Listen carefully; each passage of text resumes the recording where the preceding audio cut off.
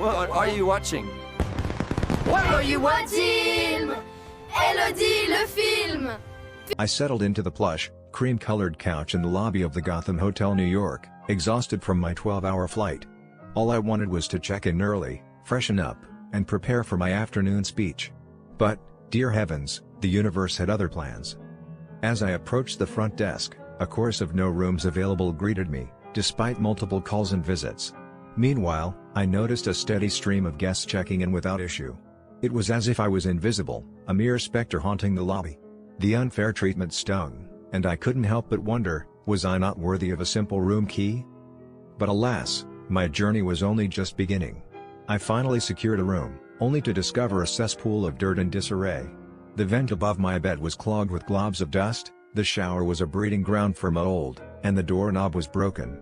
It was as if the hotel had given up on cleanliness, abandoning its guests to wallow in their own filth. The crumbs and dirt around the bed seemed to mock me, a cruel reminder of the hotel's apathy towards its customers. As I lay in bed, the noise from the hallway and outside the building created a cacophony of chaos, ensuring I got the worst sleep I've had in years. It was as if the hotel was conspiring against me, determined to ruin my stay. The bright light streaming through the windows only added to my misery, a harsh reminder of the hotel's failure to provide even the most basic of amenities. But wait, there's more. The room itself was a travesty, a monument to laziness and neglect. No coffee, no cups, an ancient TV that seemed to belong in a museum, and no ice bucket or ice in the hotel.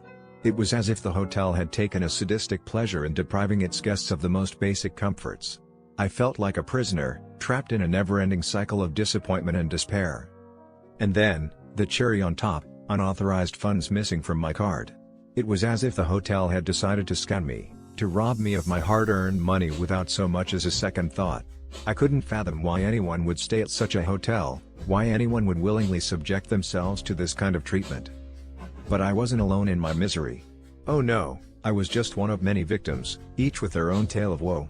There was Joggin, whose room was plagued by noise, and Chris, who suffered through the worst sleep of his life. There was Nazar, whose room was a breeding ground for mold and dust, and Tony, who was subjected to jackhammering noises until the wee hours of the morning. We were all just pawns in the Gotham Hotel's game of neglect and indifference. They promised us a 4-star experience, but delivered a dumpster fire of incompetence. It was as if they had taken a vow to drive their customers to the brink of madness, to create a sense of hopelessness that would haunt us for the rest of our lives. I implore you, our friends, do not fall prey to the Gotham Hotel's false promises. Do not subject yourself to the kind of treatment that will leave you feeling broken and betrayed. Instead, join me in my crusade against this monstrosity, against the hotel that dared to ruin our lives. What do you think, dear friends? Have you suffered at the hands of the Gotham Hotel? Share your stories, and together, we can expose the truth behind this hotel's facade of false promises and broken dreams. And to the Gotham Hotel, I say this: you may have broken me, but you will not silence me. I will shout from the rooftops, I will tell the world of your failures, and I will make sure that no one else falls victim to your cruelty. Businesses near the Gotham Hotel New York. You know, they can be so tricky, like, you think you're just shopping or renting something, but no, people here will take everything from you if you're not careful. It's sad, really.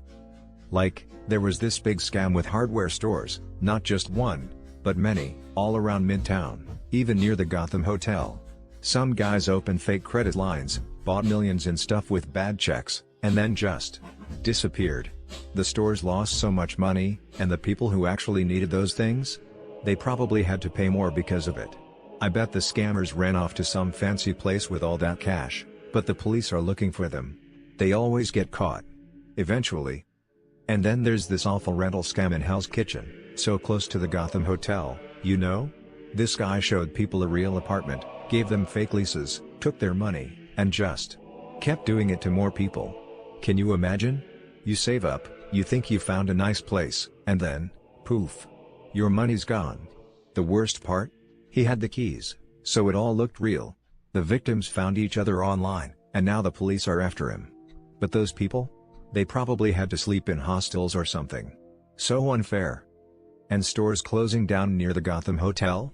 Oh, that's another mess.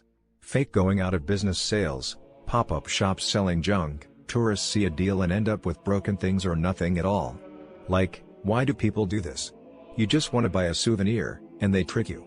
I bet the scammers just pack up and move to the next spot, laughing. But the tourists? They go home feeling stupid, and it's not even their fault. It's just depressing. You come to New York, stay near the Gotham Hotel, and people try to take advantage of you everywhere. But hey, at least now you know, right? Be careful out there. The landscape surrounding the Gotham Hotel New York presents a rather disheartening picture when it comes to the businesses nearby. It's not that everything is actively terrible, but there's a pervasive sense of missed potential, of corners cut, and of a general disregard for the customer experience. It feels, frankly, like the area is trading on location alone, assuming tourists will simply accept mediocrity because of proximity. It's a concerning trend, and one that prospective visitors should be aware of. It's like walking through a beautifully wrapped gift, only to find slightly used socks inside. Let's begin with the shopping. The immediate vicinity is dominated by Westfield World Trade Center, and truthfully, it's a bit of a soul-crushing experience. Businesses in this area seem to operate under the assumption that sheer volume of retail space equates to quality. It doesn't. It feels like an architect built a magnificent shell, and then someone just threw a random assortment of shops inside, hoping something would stick. Reviews consistently point to a lack of compelling stores. People describe it as abysmal, a collection of shops you wouldn't want to go in. Imagine a vast, echoing space filled with stores selling things you didn't even know existed, and then actively didn't want. And the practicality? Forget it. Several people mention the chaotic bathroom situation, lines stretching into eternity, basic necessities like soap missing. It's a deeply unsettling detail, isn't it? That in a building constructed with such grandeur, such financial investment, the most basic human need is overlooked. One reviewer even described them all as soulless. That's a powerful word. It speaks to a lack of attention to detail, a lack of care. Another noted the frustrating difficulty in simply finding where things are. Confusing, empty, they said. It's not just about shopping, it's about feeling lost and unwanted in a space that should be welcoming. It's like being trapped in a labyrinth designed by someone who hates people. Moving on, there's their ancient baths. The idea, a modern take on ancient Roman baths, is incredibly appealing. But the reality, judging by the reviews, is a significant letdown. This is where it really begins to feel like a scam, frankly. A pervasive theme is broken promises and dreadful customer service. People book massages, sometimes months in advance, only to be told upon arrival that they have no appointment, or that it's been given away.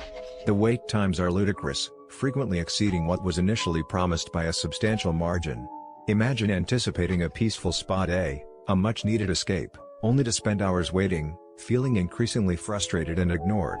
Then there's the rigidity, prepaid packages, inflexible cancellation policies, and an apparent unwillingness to accommodate even reasonable requests. Someone booked a couple's massage, but when the partner wasn't comfortable with a male masseuse, the staff offered no solution. They simply left the woman to experience the massage alone, effectively defeating the purpose of a couple's treatment. It's a coldness, a lack of empathy, that is deeply unsettling. One review recounts a deeply disturbing experience where a woman was playing religious music, which caused her immense emotional distress. When she asked for it to be turned off, she was met with dismissive behavior and even had a towel awkwardly squeezed over her ears. The utter disregard for a customer's emotional well-being is frankly appalling. It feels like they're more interested in protecting their aesthetic than providing genuine care. And the food. Oh, the food.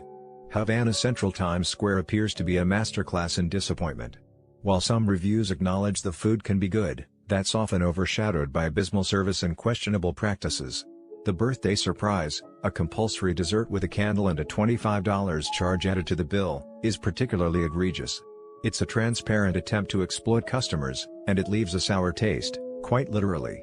Several reports detail lengthy wait times, incorrect orders, and even instances of food poisoning. One diner received a steak that was visibly raw, and when it was returned, the same plate was brought back with a recooked steak resting on top of the blood-soaked remnants. It's frankly disgusting, a complete disregard for hygiene and customer health. There are reports of being stranded on New Year's Eve due to reservation errors, and stories of exorbitant drink prices. It feels like a place designed to take your money and leave you feeling thoroughly cheated. Then we come to the coffee.